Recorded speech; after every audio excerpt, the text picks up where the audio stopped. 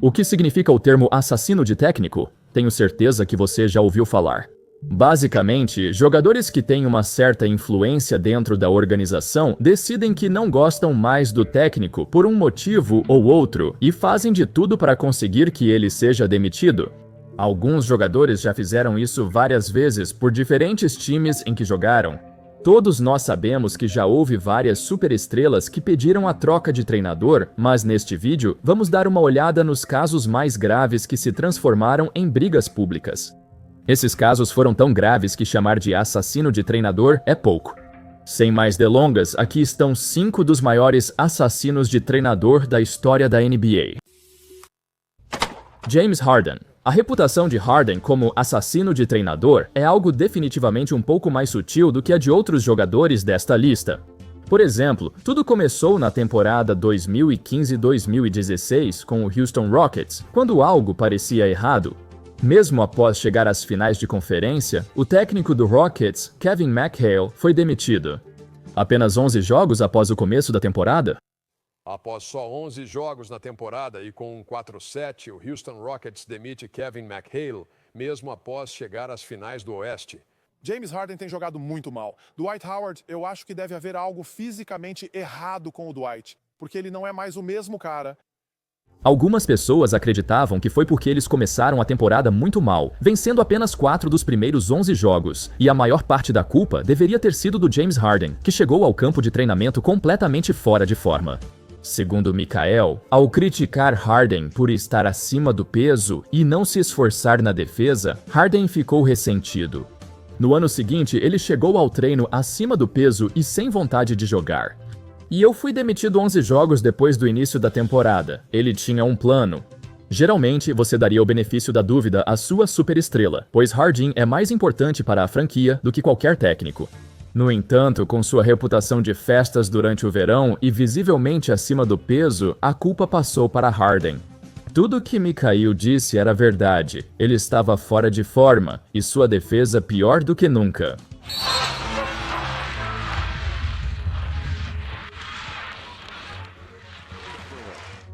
Esse foi o ano em que os memes de James Harden se espalharam, já que sua defesa sumiu. Os 2015 a 16 foram de longe o pior ano da era James Harden. Eles mal conseguiram entrar nos playoffs como o 8º colocado. As compilações da defesa descuidada de Harden estavam em toda a mídia e internet. Combinado com o fato do time ter vencido apenas 41 jogos, Harden nem sequer foi selecionado para um time All-NBA.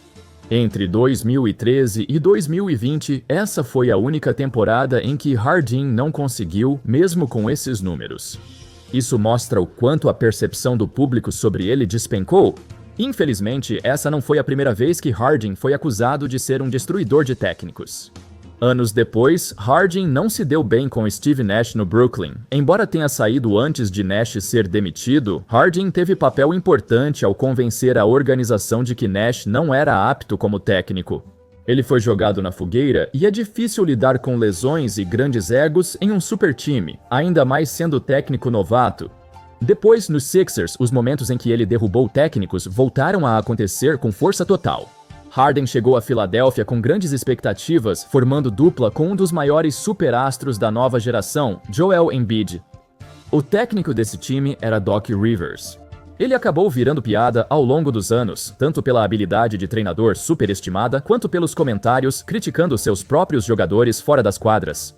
Quando o Sixers perdeu uma série difícil de 7 jogos contra o Celtics, Doc Rivers foi demitido e, não muito tempo depois, ele revelou tudo. Durante uma entrevista, perguntaram a ele sobre o relacionamento com suas estrelas, em particular James Harden, ao que Doc respondeu: "Sabe o que era engraçado sobre o nosso relacionamento? Foi um relacionamento honesto, posso garantir. Por isso hoje trabalho na televisão como comentarista. Acho que não ter sido escolhido para o All-Star o incomodou." Como jogador dos Sixers, Harden ficou fora do All-Star pela primeira vez em 10 anos, o que o deixou chateado. Isso o irritou tanto que ele foi a Doc Rivers e pediu mais a bola. Um papel maior no ataque levou os dois a entrarem em conflito, e ambos deixaram o time no mesmo verão. Foi, sabe, até engraçado quando aconteceu, porque a gente sabia que Harden teve um papel na saída do Doc. Ele ter pedido uma troca depois disso é hilário. Por outro lado, pode ter sido algo bom. O Philly se livrou do Doc. Por mais incrível que Harding tenha sido, sua imagem de assassino de técnicos certamente é uma mancha em seu legado. Stephen Marbury, conhecido como Starbury, se tornou um nome muito conhecido na sua época, principalmente por causa de seus tênis acessíveis, mas também por sua personalidade franca. Ele sempre dizia o que pensava e adorava ir contra a corrente. Ele também era meio imprevisível, e sua personalidade era o oposto do seu técnico no New York Knicks, Larry Brown. O Knicks da metade para o final dos anos 2000 foi a pior era da história dessa franquia, e grande parte disso se deve à rivalidade tóxica e notória entre Marbury e Larry Brown. Agora, para quem não sabe, Larry é um técnico lendário. Ele levou o Pistons a finais consecutivas e ao título. Ele treinou Allen Iverson e os Sixers até as finais em 2001. Agora, em Nova York, ele recebeu uma missão ainda maior: revitalizar a franquia do Knicks, que contratou 5 técnicos diferentes em um período de 5 anos. Eles precisavam de orientação. Infelizmente, desde o início houve tensão entre Brown e a estrela do Knicks. Isso logo se tornou público, com ambos trocando farpas pela imprensa. Todo o ambiente em Nova York era absolutamente horrível. A torcida vaiava constantemente os dois por causa de como essa era do basquete dos Knicks tinha sido ruim. Quando os Knicks atingiram o triste recorde de 17-45, Brown comentou sobre Marbury: "Você é o melhor armador da liga e o time está 17-45. A culpa é do técnico. Não entendo por que você joga um esporte coletivo sem tentar melhorar seus colegas e ajudar o time a vencer. Isso é o que importa, e sendo o melhor jogador, certamente influenciará o resultado do jogo."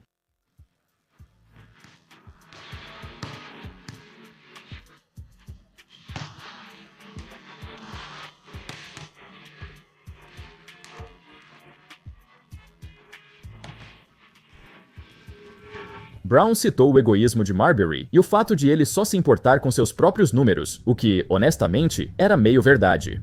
Ele sempre se irritava ao ser colocado no banco e, com as derrotas aumentando, passou a se importar menos.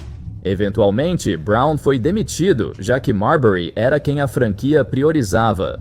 Apesar de ter assinado um contrato de 5 anos com o Knicks, Brown durou apenas 1 ano. A situação piorou tanto que Brown entrou em disputa com a organização e processou o dono do Knicks, James Dolan, por reter parte de seu salário.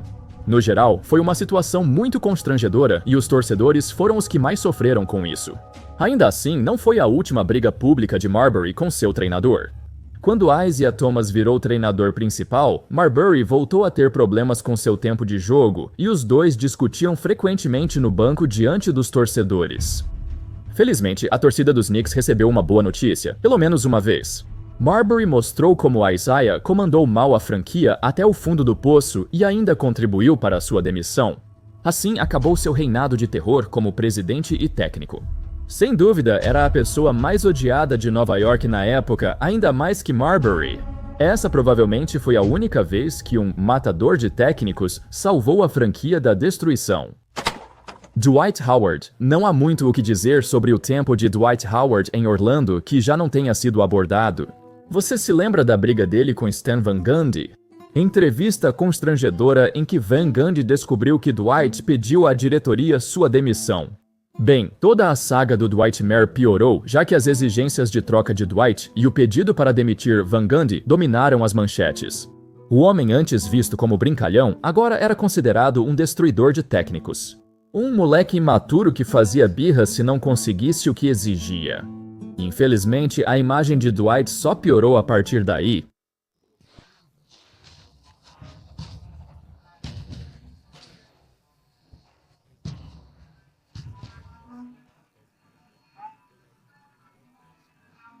No Lakers, ele mais uma vez teve uma briga pública e vários confrontos com o técnico Mike D'Antoni. Apesar de não ser toda a culpa de Dwight, algumas críticas ao treino de D'Antoni eram válidas. Por exemplo, ele tentou um ataque parecido com o dos tempos de Phoenix, mas agora tinha um Steve Nash com 40 anos, um Paul Gasol mais lento e envelhecido, e Dwight Howard com problemas nas costas durante todo o ano. Realmente não era uma boa combinação para o time, por isso, assim como Dwight saiu após uma única temporada, D'Antoni também deixou o time apenas um ano depois.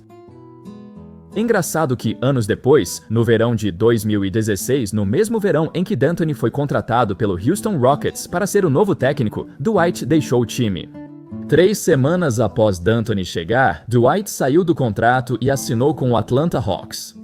Ele não disse explicitamente que D'Antoni foi o motivo de sua saída, mas quero dizer, dá para assumir nesse caso. Deron Williams, Jerry Sloan, tinha sido o técnico principal do Utah Jazz por 23 temporadas. Por um período, ele foi o técnico mais longevo em um time na história da NBA, até ser superado por Greg Popovich. Sloan era uma figura muito querida em Utah, e seu impacto sobre o time transcendeu várias eras. De Karl Malone e John Stockton a Carlos Boozer, Deron Williams e Kirilenko. E ele é um dos técnicos mais bem-sucedidos de todos os tempos em termos de percentual de vitórias. Embora ele já tenha tido sua cota de desentendimentos com jogadores estrelas no passado, nada chegou perto do que aconteceu entre ele e Deron Williams. Mas o que exatamente aconteceu? Basicamente, foi um acúmulo de tensão que durou anos. Desde 2005, quando Deron entrou na liga, eles se enfrentaram diversas vezes. Resumindo, os planos de jogo e os estilos de jogo de Jerry Sloan eram frequentemente estruturados e rígidos. Quando ele tem um plano de jogo, espera que todos os seus jogadores, independentemente de sua posição, o executem com perfeição. Deron era um armador jovem e ousado, visto como um dos 3 melhores da liga em seu auge. Ainda assim, ele sempre preferiu ter mais liberdade, não ficar preso às restrições do ataque do Jazz. Sloan não gostava disso.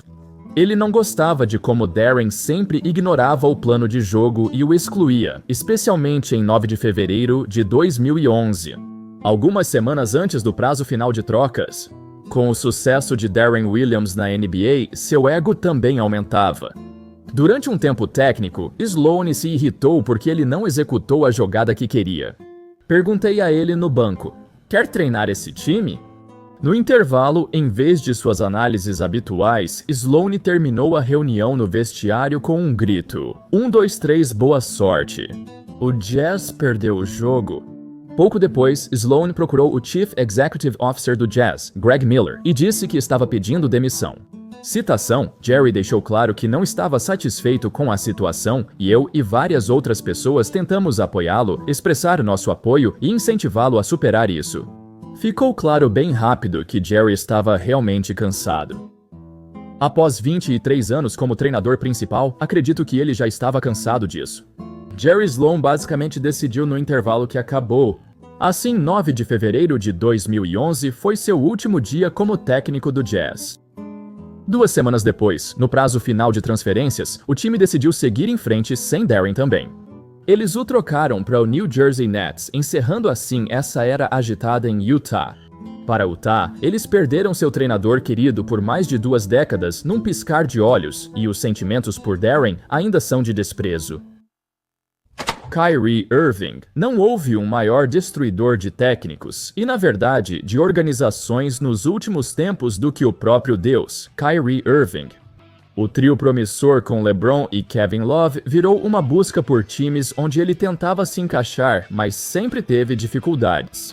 Talvez, na verdade, ele estivesse lutando para se encontrar. Os momentos mais marcantes de Kyrie como matador de técnicos foram em Cleveland, quando os Cavs demitiram David Blatt na temporada 2015-2016, mesmo com um recorde de 30-11. Na época, era o melhor recorde já visto para um técnico demitido no meio da temporada, com Kyrie no centro disso. Relatos apontam que ele estava insatisfeito com o tratamento inconsistente de David Blatt, que dava mais liberdade a LeBron e era mais crítico com Kyrie. Parte disso pode ser justificada pelo fato de Kyrie ser mais jovem e ainda estar aprendendo sobre o jogo, mas não era assim que ele queria ser tratado, especialmente sendo menosprezado como uma criança. A demissão de Blatt foi confusa pelo seu sucesso, mas após o título com Tyronn Lue, os torcedores dos Cavs certamente ficaram satisfeitos com o resultado.